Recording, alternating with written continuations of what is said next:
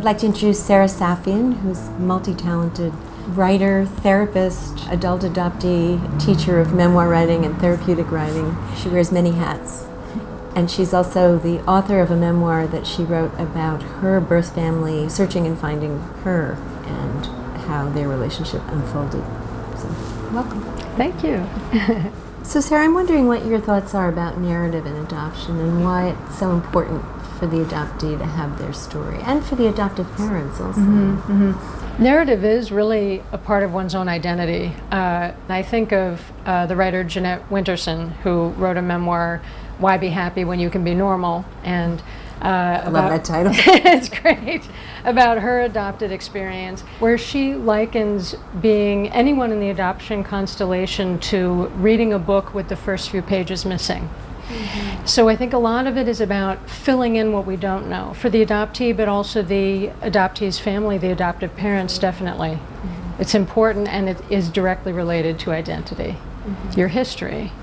Yeah. I'm wondering if you could talk about how you use therapeutic writing with members of the adoptive constellation. Yeah, it's been so interesting to use memoir prompts that I use in regular writing classes and see that sort of seamlessly translate into a therapeutic environment, because I provide the prompt, but they provide the content. You know, so for instance, I might offer a prompt of writing about the same event or incident 2 times, once in the past tense, thinking of it as a memory, and another time in the present tense, so really thrusting yourself back into the immediate moment and seeing what the differences are. And that can be very enlightening. For example, in an adoptive mother group that I run, one woman chose to write about traveling to Guatemala to pick up her son, so she was adopting. The past tense version, she got all the way to Guatemala and met them, and it was motivated very much by joy and excitement and becoming a parent. The present tense version, when she was in the moment, she didn't leave the scene of packing her suitcase, and her thoughts turned much more toward the foster mothers who had taken care of her sons for 3 months before the adoption, and realizing that their loss was her gain, that she was getting ready to say hello, but they were getting ready to say goodbye. And that reflection hadn't come up in the past tense version, remembering it, where it was just about her experience. It was almost more empathetic and more aware of the other parties involved when she thrust herself into the immediacy of the moment. It's so interesting because it also speaks to how the evolution of the adoptive parents' understanding of adoption and what happens to their child. In the beginning, you're just thinking about getting your child, and then once you have your child, you think about their losses, their gains, how their life changed, what happened to them before you had them. Yeah. So you've done your therapeutic writing techniques with my groups, and it was so wonderful. So much material came up. I'm wondering how it was for you and what some of your observations were. It was so exciting to see them mine their memories and explore their experiences with these different prompts.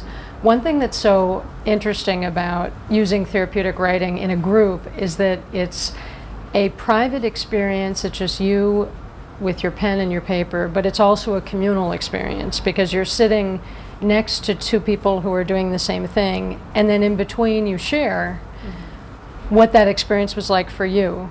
Not about the craft so much as about the introspection and about the reflection and the sense of discovery.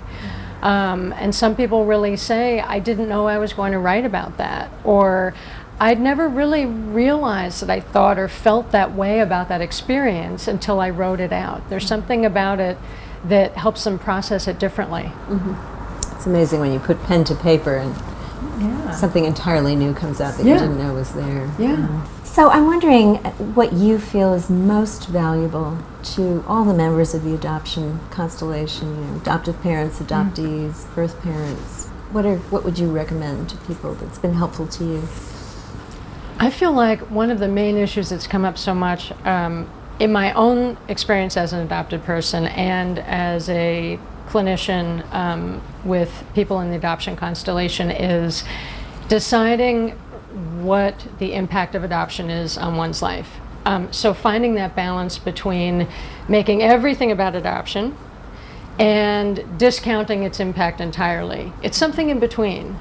And unsurprisingly, I really think that writing has been very helpful. I mean, I am a writer professionally. I did write my memoir, Ithaca, because I was a writer for a living, but I was so happily surprised by the therapeutic and personally cathartic benefits of doing that. Absolutely. Yeah. Well, thank you so much. Thank you, Barbara.